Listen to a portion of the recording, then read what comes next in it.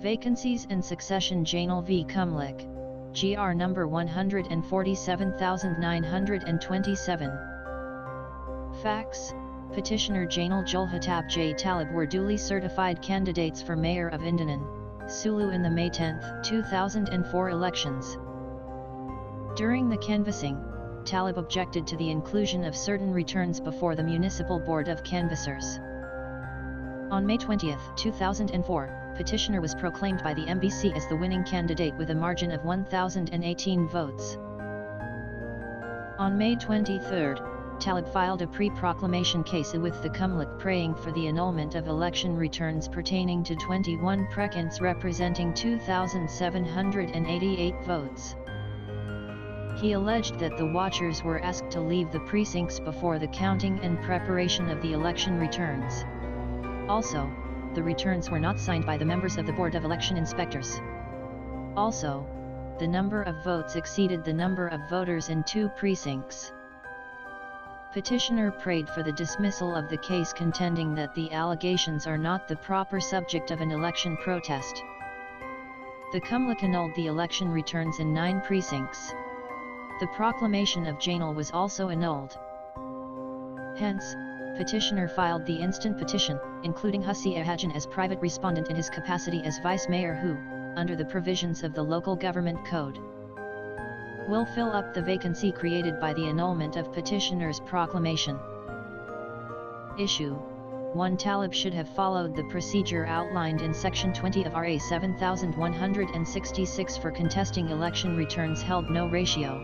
Sector 20 of RA number 7166 provides for the steps, outlined below, to be undertaken by a party contesting the inclusion or exclusion of any election return. Submitting oral objections and thereupon entering the objections in the form for written objections to be prescribed by the Kumlik, submitting evidence in support of the objections within 24 hours. Informing the MBC of his intention to appeal from the MBC ruling on his objections, filing with the MBC a written and verified notice of appeal within 48 hours from suspension of the canvass, and taking an appeal to the Kumlik within an inextendable period of 5 days from filing the notice of appeal.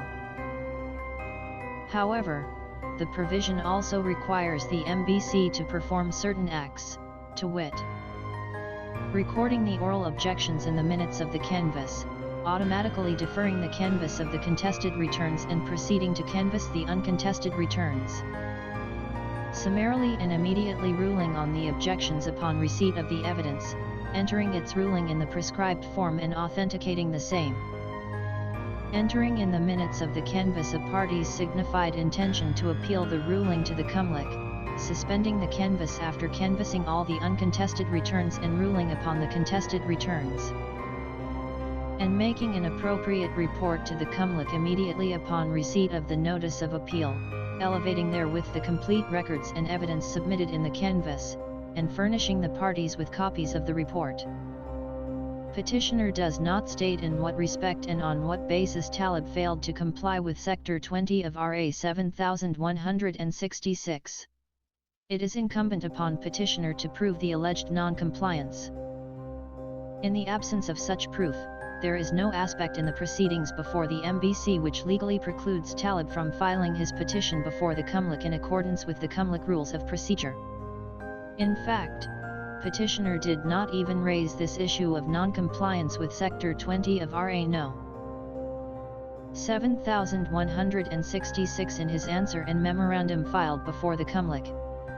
The general rule is that a pre-proclamation case before the Kumlik is, logically, no longer viable after a proclamation has been made. However, this rule admits of exceptions, as when the proclamation is null and void. The proclamation of petitioner in this case is void for 3 reasons. It was based on a canvass that should have been suspended with respect to the contested election returns. It was done without prior Kumlik authorization, which is required in view of the unresolved objections of Talib to the inclusion of certain returns in the canvass. And it was predicated on a canvass that included unsigned election returns involving such number of votes as will affect the outcome of the election. In this regard, it has long been recognized that among the reliefs that the Cumlic may grant is to nullify a proclamation or suspend the effects of one. Assuming, however, that Sector 20 of RA number 7166 was not complied with, Talib cannot be faulted or made to suffer for such non-compliance, as it was the MBC who did not comply with its duties under Sector 20 of RA number 7166. When Talib made his objections to the inclusion of the contested election returns, there was no other recourse for the MBC except to rule on the objections, suspend the canvass of the contested election returns, and suspend the proclamation of petitioner, in that sequence. Instead of doing so, the MBC, after ruling on the objections, included the contested returns in the canvass and immediately proclaimed petitioner. These actions of the MBC rendered it impossible for Talib to comply with Sector 20 of RA number 7166 any further. It should be noted that the 48-hour period for filing a verified notice of appeal with the MBC is reckoned from suspension of the canvass. The appeal to the Cumlic is also reckoned 5 days from suspension of the canvass. Understandably, Talib had no other recourse but to go directly to the Cumlic. It is worthy of note that what was filed with and resolved by the poll body is a pre-proclamation case.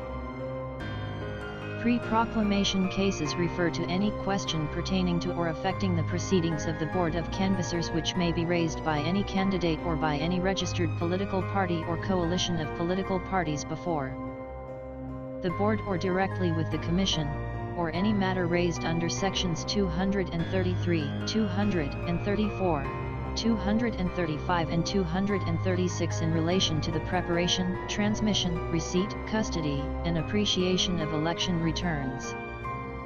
Issue 1. The order of the RDC of Holo, Sulu in election protest case No May 4, 04 upholding petitioner's proclamation as mayor of Indanan, Sulu precludes the Cumlic from issuing the assailed resolutions held no. Ratio.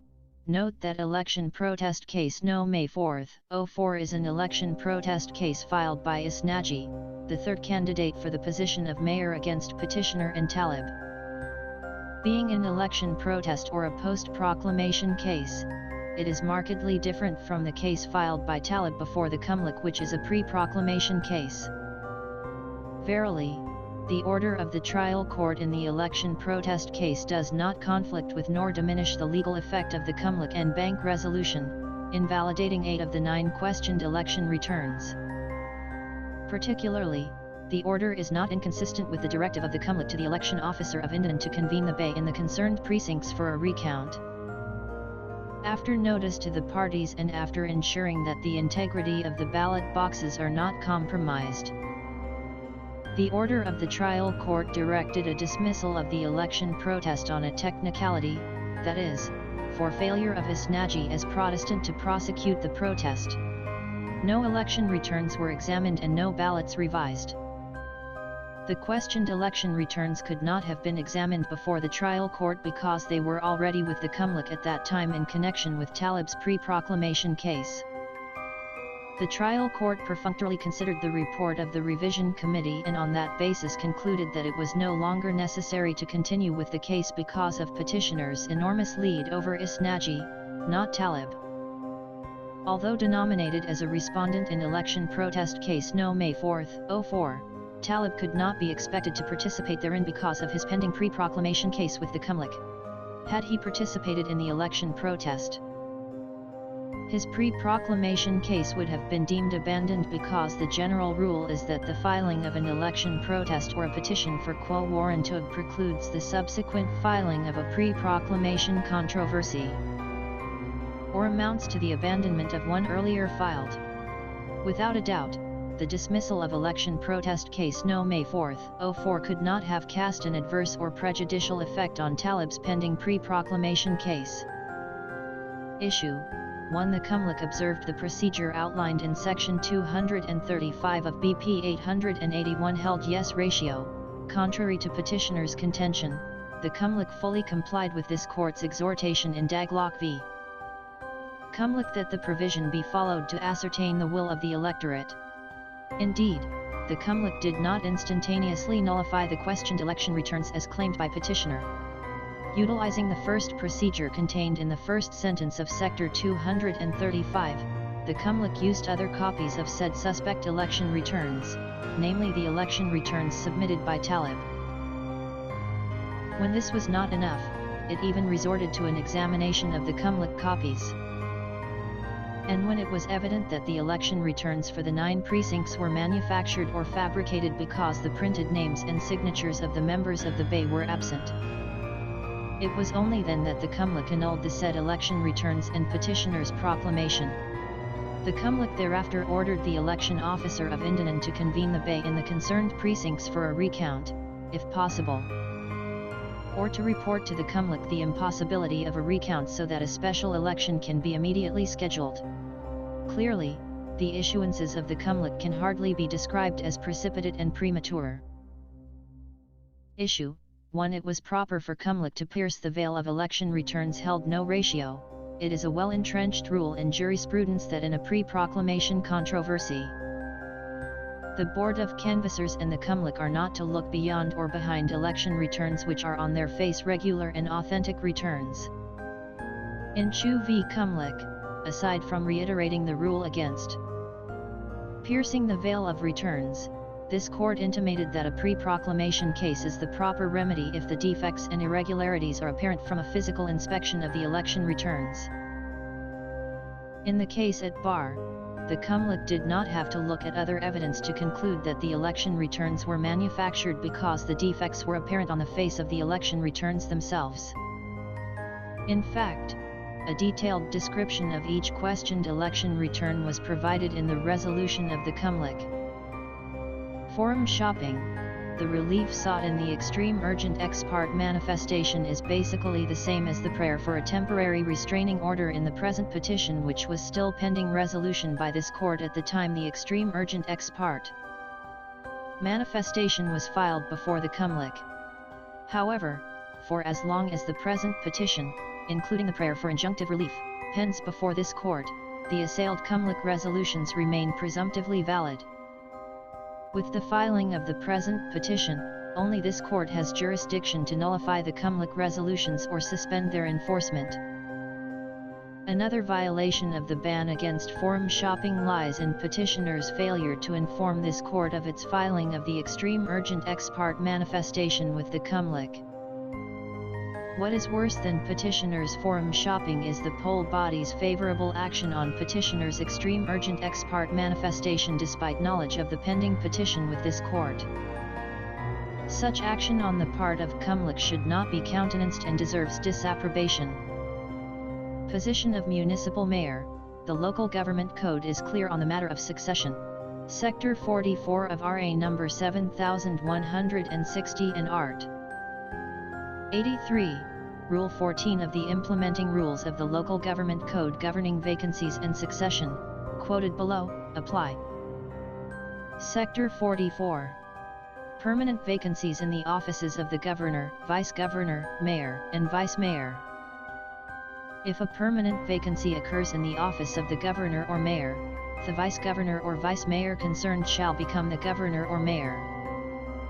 If a permanent vacancy occurs in the offices of the governor, vice-governor, mayor, or vice-mayor, the highest-ranking Sangunian member or, in case of his permanent inability, the second highest-ranking Sangunian member, shall become the governor, vice-governor, mayor, or vice-mayor as the case may be.